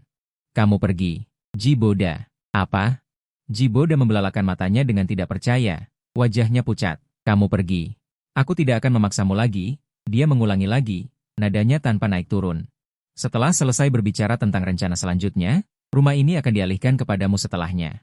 Selain itu, aku masih memiliki 2 juta terakhir, meskipun tidak sebanding dengan yang dulu, anggap saja biaya kerugianmu. Mari kita berpisah dengan baik. Jangan, Ruyan. Aku mohon padamu. Meskipun perusahaan bangkrut sekarang, aku bisa menemanimu memulai bisnis lagi. Kamu tidak bisa tidak menginginkanku. Air mata Ji Boda mengalir keluar, kata-katanya penuh dengan permohonan. Dia tidak berani berpikir, jika Liu Ruyan tidak menginginkannya, kepada siapa lagi dia bisa bergantung sekarang. Pria itu berlutut, menangis terseduh-seduh memeluk paha wanita itu, tetapi Liu Ruyan hanya merasa lelah. Kita semua salah, tidak bisakah kita mengakhirinya seperti ini? Sudah waktunya untuk saling menyiksa selama bertahun-tahun ini. Tapi Ji Boda terus memohon seolah tidak mendengar, terus menangis dan menggelengkan kepala. Penampilannya yang menyedihkan tidak membuat hati Liu Ruyan luluh. Dia melepaskan tangan Ji Boda, membawa sedikit barang bawaannya dan hendak pergi, hanya menyisakan pria itu sendirian berbaring di tanah menangis. Dari awal hingga akhir, pandangan Liu Ruyan tidak pernah mengarah padanya sedetik pun. Awalnya dia merasa dia mirip denganku. Jadi dengan paksa menahannya, sekarang tidak membutuhkannya lagi, lalu menendangnya pergi. Dia masih memperlakukannya sebagai mainan. Mata Ji Boda penuh dengan kebencian. Dia membenciku. Lebih membenci saudara perempuan Liu Ruyan, lebih membenci Liu Ruyan sendiri. Jika tidak ada dia, bagaimana mungkin aku bisa jatuh ke titik ini? Ini semua salahnya. Sekarang dia ingin pergi dengan tepuk tangan. Tidak mungkin. Saat ini, amarah dan dendam yang tak terbatas menyerbu otakku. Ji Boda bangkit dari tanah, mengambil pisau buah di atas meja kopi dan menusuk Liu Ruyan. Karena ingin pergi. Mari kita pergi ke neraka bersama. Ujung pisau menusuk dengan keras. Liu Ruyan mengerang. Memegangi perutnya, dia menoleh dengan tidak percaya. Liu Ruyan, ini semua salahmu. Mati saja. Pria gila itu menarik keluar pisaunya. Darah segera menyembur keluar, tetapi dia tidak berhenti. Terus-menerus melampiaskan emosinya.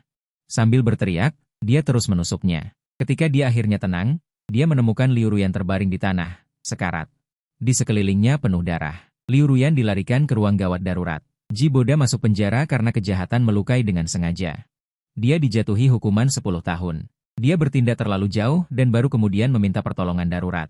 2 hari kemudian, Liu Ruyan masih belum membuka matanya, tetapi dia tidur nyenyak untuk pertama kalinya dalam waktu yang lama. Dia memimpikan masa lalu. Dia bermimpi bahwa antara dia dan aku tidak ada permainan lelucon itu. Kami saling mencintai dan bersama hingga peringatan 3 tahun. Dia menyiapkan adegan yang lebih megah dari saat dia menyatakan cintanya. Saudari-saudari baiknya juga dengan tulus memberikan restu kepadanya. Di tempat yang penuh dengan bunga.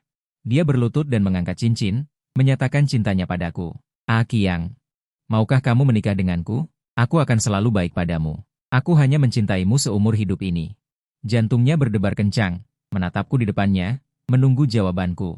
Dia tahu bahwa aku pasti akan setuju. Kita akan hidup bahagia selamanya. Akan selalu bersama. Tapi, aku tidak menerima cincinnya.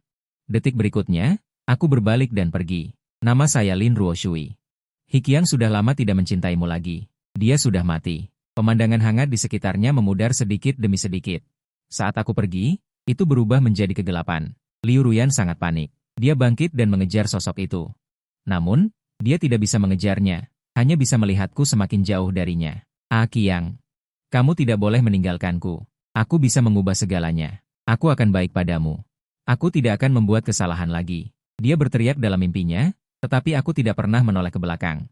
Menghilangkan semua harapannya di hadapannya. Qiang, jangan.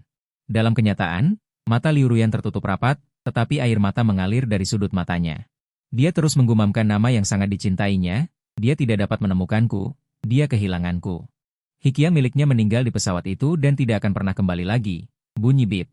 EKG mengeluarkan suara peringatan, dokter dan perawat dengan cepat memasuki bangsal untuk melakukan penyelamatan, tetapi Liu Ruyan tidak pernah membuka matanya lagi. Dokter tidak berdaya dan menghela nafas, meletakkan peralatan darurat. Beritahu keluarga, hanya sedikit orang yang datang ke pemakaman Liu Ruyan. Selain beberapa orang dari keluarga, berita ini sampai ke Kanada beberapa bulan kemudian. Tiba-tiba mendengar lagi bahwa Liu Ruyan telah meninggal, aku juga terkejut sesaat, saat itu. Aku sedang mendesain karya berikutnya di studio, aku tidak menyangka Liu Ruyan akan meninggal dalam beberapa bulan saja.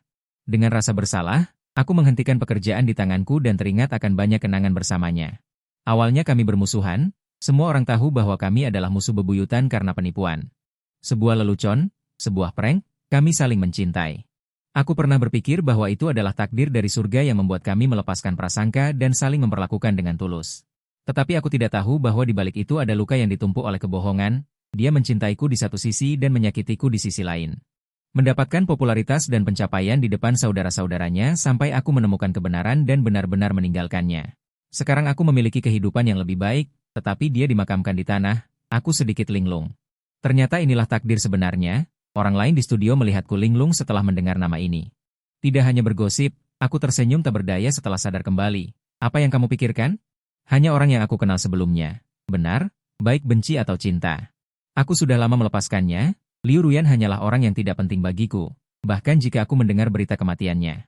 Aku tidak merasakan banyak gejolak karena aku sudah memiliki orang yang aku sukai. Aku menoleh. Xia juga kebetulan melihatku, keduanya saling tersenyum dan kembali bekerja. Di malam hari, aku pergi ke lantai 2 lagi untuk menikmati angin, meskipun kematian Liu Ruyan tidak membuatku bereaksi apapun. Tetapi hatiku masih merasakan beberapa emosi. Dulu dia adalah orang yang bersemangat dan salah satu yang terbaik di negara ini. Dia meninggal di tangan Ji Boda seperti ini, adalah akhir yang tidak diharapkan oleh siapapun. Aku diam-diam menikmati angin. Xia ada di sisiku, tidak enak badan, dia membawakanku secangkir coklat panas. Tidak, hanya merasa seperti mimpi. Aku menunduk dan tersenyum, Menerima cangkir itu, kehangatannya menghangatkan telapak tanganku. Ini bukan mimpi. Aku ada di sisimu, Lin Ruoshui pasti akan menjadi lebih baik. Xia terkekeh pelan. Dia selalu begitu perhatian, bisa melihat kekhawatiran dan kejenuhanku. Menyediakan tempat berlindung yang tenang dan hangat tepat pada waktunya. Dari awal hingga akhir, Xia selalu ada di sisiku. Mungkin akhir dari Liu Ruyan dan Jiboda membuatku berpikir lebih jernih. Aku menatap mata Xia. Tersenyum, kita akan menjadi lebih baik. Aku berinisiatif mendekat. Mencium bibir Xia. Setahun kemudian, aku mengenakan setelan jas tampan di ruang rias. Ibuku mondar-mandir, sementara ayahku menyeka air mata. Kenapa kamu belum lama kembali?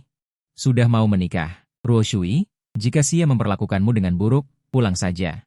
Kita tidak akan tahan diperlakukan buruk. Benar? Jika dia berani mengecewakanmu, aku akan mematahkan kakinya. Aku tidak berdaya. Jelas orang tuaku sangat menyukai Xia. Setiap hari memujinya dan mendesak kami untuk segera menikah. Sekarang benar-benar akan menikah. Malah merasa berat untuk melepasnya. Tapi bisa dimengerti, semua orang tua seperti itu. Apalagi aku baru kembali beberapa tahun dan sudah akan menikah. Orang tua terus mengoceh. Intinya tetap tidak rela melepas. Aku hanya bisa berulang kali berjanji akan sering pulang. Mereka menggandengku masuk ke gereja. Xia di ujung sana, memegang buket bunga di tangannya, melihatku selangkah demi selangkah berjalan ke arahnya. Hatiku sangat gembira. Semua ini seperti mimpi. Dia akhirnya akan menikah denganku. Ayah menaruh tanganku di tangan Xia. Dia menerimanya dengan mantap dan menggenggamnya erat. Pembawa acara mengucapkan janji pernikahan. Orang-orang di bawah bertepuk tangan. Tibalah saatnya bertukar cincin.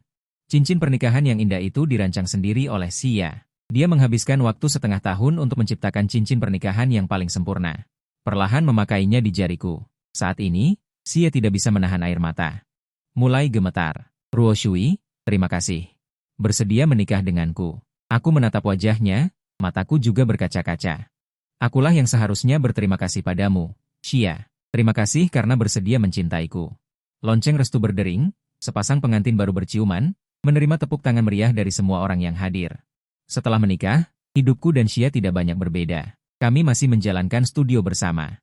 Berjuang untuk karir dan impian kami. Hanya saja mulai sekarang, kami tidak lagi sendirian. Jangan biarkan hati kacau, jangan terperangkap dalam perasaan, jangan takut akan masa depan. Jangan mengenang masa lalu. Semoga semua baik-baik saja.